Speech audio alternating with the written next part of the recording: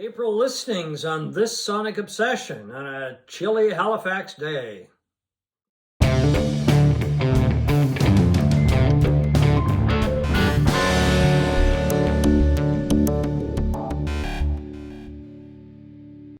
Hi folks, I'm John Whidden. Right over there beside me, all dressed up in his fleecy because it's chilly in Halifax today and it's May.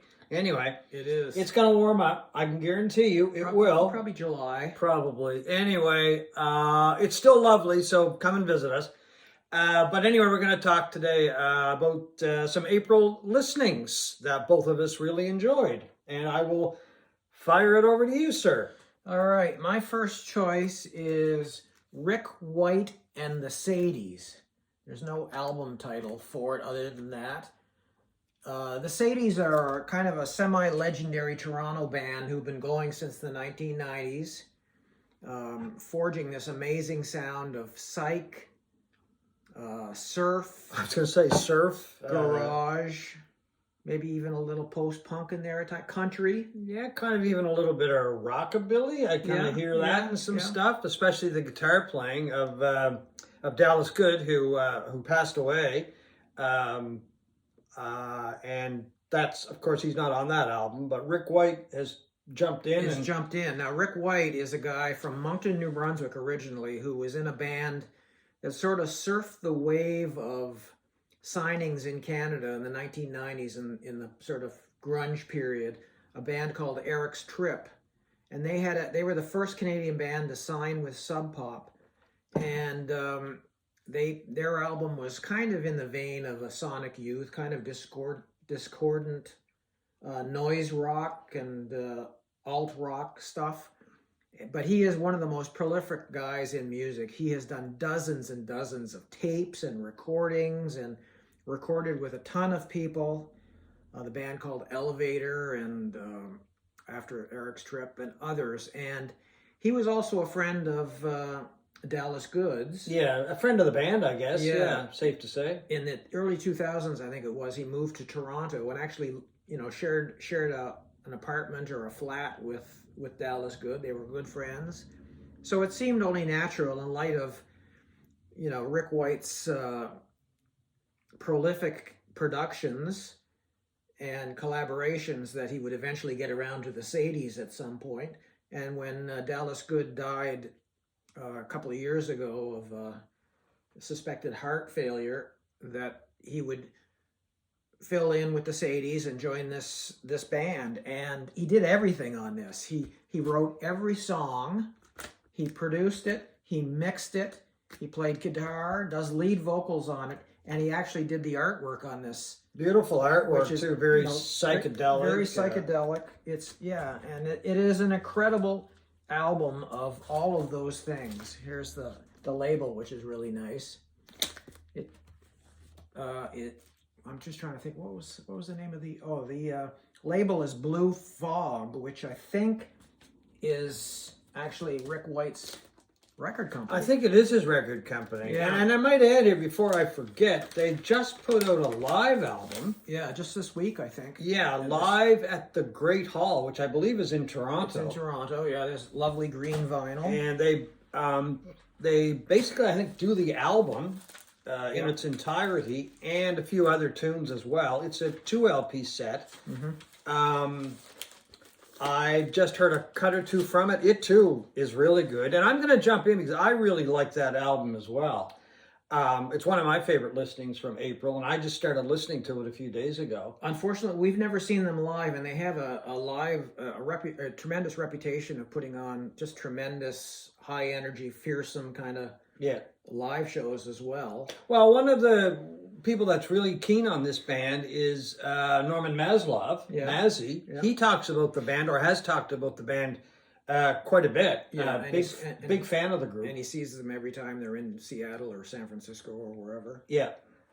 Anyway, it is very reminiscent. It's very jangly. It's very Birdsian, don't you find? Very Birds. Very much like the Birds, yeah. Very. I thought it was more psychedelic than I was expecting, and as you say, more birds like. It's got a real bird's flavor to folk it. to, you know, Yeah. jangle pop, Yeah. whatever you want to call it. Very birdsy, and I thought it was. Anyway, it's a tremendous album. They're definitely worth checking out. I mean, it's begun my interest in experiencing and listening to more Sadies. Yeah, me too, exactly. I've listened to them a bit over the years, but this album and just the one or two previous to this album, I really enjoy. I've listened to them quite a bit as well. And I suspect this collaboration will continue. Yeah, I hope so, because that's a great album. Okay, so my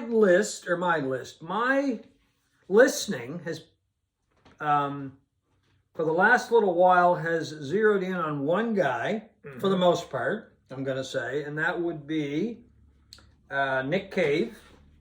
And that would include this album, which I consider the best album of 2024, Wild God. But also this album, Ghosteen, and this one, the Rare B-Sides and Rarities Volume 2, and a number of other things by Nick Cave. And the reason being is because I knew I was going to see Nick a couple of weeks ago in Toronto. And so I started listening to his material more, actually since Wild God came out a while ago. And I don't know, just getting myself psyched up for the concert. So I've been listening to a lot of Nick Cave before the show, and I've been listening to Nick nonstop after the show, because it was simply one of the greatest shows I've ever gone to. I will never forget it. The reason being, many reasons, but first of all, of course, there's the music. But equal to that was the presence of Nick, because you really have to experience this guy live, because he's so charismatic, but he's also so intertwined with the audience that the audience becomes a huge part of the show. I saw him in a place called Meridian Hall. I'm not sure how many people it seats, a couple thousand people, but a very nice hall, beautiful hall. It used to be the O'Keefe Center, the Hummingbird, the Sony Hall, if people are familiar with that name. It's changed names over the years. Consider myself extremely lucky to have gone to see him. Well, my wife and I went. But the audience was right up at the front of the stage. We were in the balcony, great seats, but the floor of the auditorium was basically filled with people who wanted to get close to Nick, interact with Nick, and were standing up throughout most of the concert. But it really was an experience. It wasn't just sitting there listening to the music. It was singing along, and it was watching Nick interact with the audience and making the audience a part of the show. And I want to read a couple of things that I think are integral to this whole thing. And Nick has I'm not really sure what you would call it, but it's called the Red Hand Files. And the people send in questions and Nick will answer them. And he's been doing this for quite a while. And that's on his website? That's on his website. You go to his website and you can subscribe to it. And I have. And it's very good. It's very enjoyable. And there's a lot of insight, not only into Nick, but also into the audience. So one question, and I noticed this when I saw him. He said, "I love you too." Somebody said that, "I love you, Nick." And he said, "I love you too." So the question was, and it was from Leah from Michigan, "When you say 'I love you too' back to fans at concerts, what do you mean by that? How can you love a total stranger?" So Nick answered her, "Leah, when I tell the audience that I love them, the sentiment is entirely true. I feel an emotional transaction with the crowd that is powerful and profoundly intimate. I stand before you all, strangers, witnessing you both individually and collectively, and sense an unbounded love. This love is true. It is not symbolic, metaphorical, or platitudinous. I see before me a group of human beings, precarious and vulnerable, granted a brief time on this earth, each filled with a shocking potential for beauty and terror, good and evil, and with the extraordinary capacity to give and receive love. At that moment, love is the appropriate response." And then another comment came, it was from Lonnie from Montreal, and it was "Into My Arms in Montreal" with an emoji. And it's hard to kind of make out the emoji.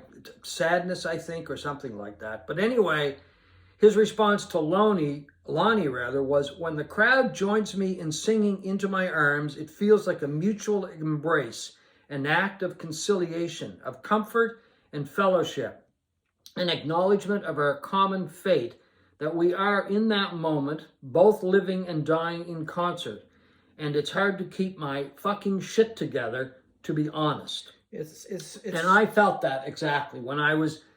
He was singing, and he said, please. He encouraged people to sing along during "Into My Arms," and everybody did. It's a shame he's so inarticulate. Eh? Oh no! I mean, he is so articulate, but it was just the whole concert was a thing of energy, a thing of beauty, a thing of love, a thing of respect. It was just an incredible show. But at the end, he closed with "Into My Arms," and he wanted people to sing along. Everybody, I think, sang along. It was just beautiful. I can't describe it in any other way. It was just one of those amazing moments that you don't feel very often at a live concert. It basically was beautiful. And I got another comment that I want to share with you. I'm kind of taking over with Nick Cave's stuff, but he's talking about music. And this is from the book, which I highly recommend, the book that he wrote with Sean O'Hagan, Faith, Hope, and Carnage. If you haven't read it, please do. It's just an amazing book, talking about music, talking about his life. And he's talking about making music and why music is so important. He says there are obviously a multitude of reasons why people might choose to make art or music. But as far as I'm concerned, the work I do is entirely relational, actually transactional, and has no real validity unless it's animated by others, which of course you get in concert, right? Mm-hmm. It does not exist in its true form unless it moves through the hearts of others as a balm. Otherwise, it is just words and notes and little more. And the question from Sean was, so your music is a force for good? Well, yes, it is. Music is a spiritual currency, unlike any other in its ability to transport people out of their suffering. So I don't take my job lightly. The indisputable goodness of music, the clear benefits it brings, its capacity to enlarge the spirit, provides solace, companionship, healing, and, well, meaning. It is much like a religion in a way. I can see why people conflate the two. On stage, I feel the power of the music beamed back at me through the audience as a sort of refracted and loving sustenance, an intaking and outpouring of love, and that power is circular.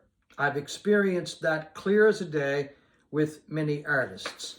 Just incredible. And I know he's still touring.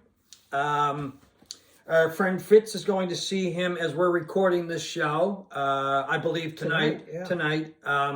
So I hope you have as good as an experience, or hope you had, because by the time we put this up, you will have seen him. But just an incredible performer. It really is. It's a thing of, his shows are, as I said, they're full of emotion, they're full of beauty, a little bit of chaos in there sometimes. You have to see Warren Ellis, who plays guitar and violin and keyboards, and is really Nick's right-hand man. He's an amazing guy to watch in performance. Looks like a mad scientist at work off to one stage. So that's what I've been doing. I've been listening to a lot of Nick Cave. So anyway, I'll display my t-shirt. I can't go. Don't take your shirt off. I'm not going to take my shirt off. Anyway, there you go. Okay. There's my Nick Cave t-shirt. I hate to bring people down, but at the opposite end of beauty and poetry, there's Black Sabbath. Articulation is Black Sabbath, Paranoid, the 1970 album from the British heavy metal band, hard rock band.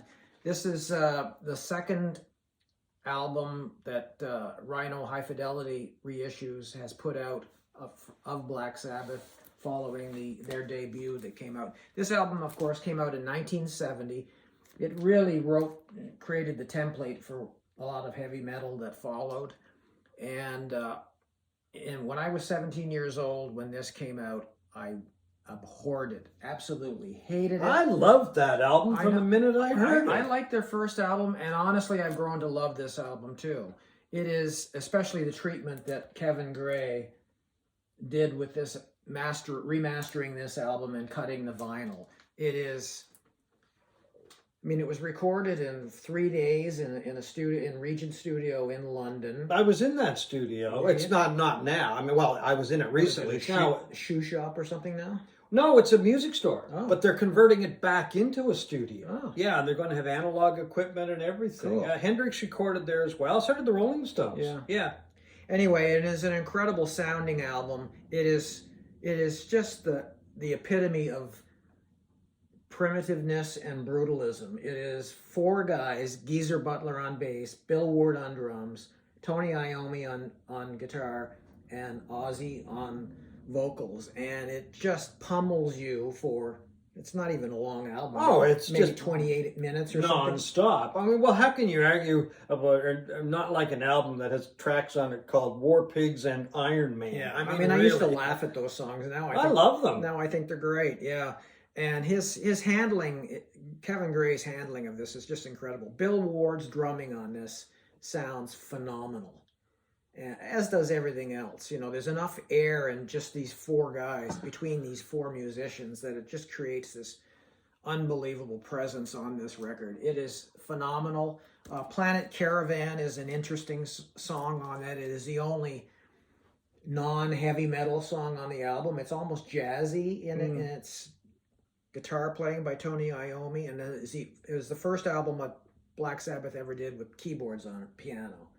Anyway, it is phenomenal. I was wrong when I was 17 years old. I told you about that recently, and I've always liked the album. But I'm glad to see that you've come around. I'm now 70 and going through my Black Sabbath phase.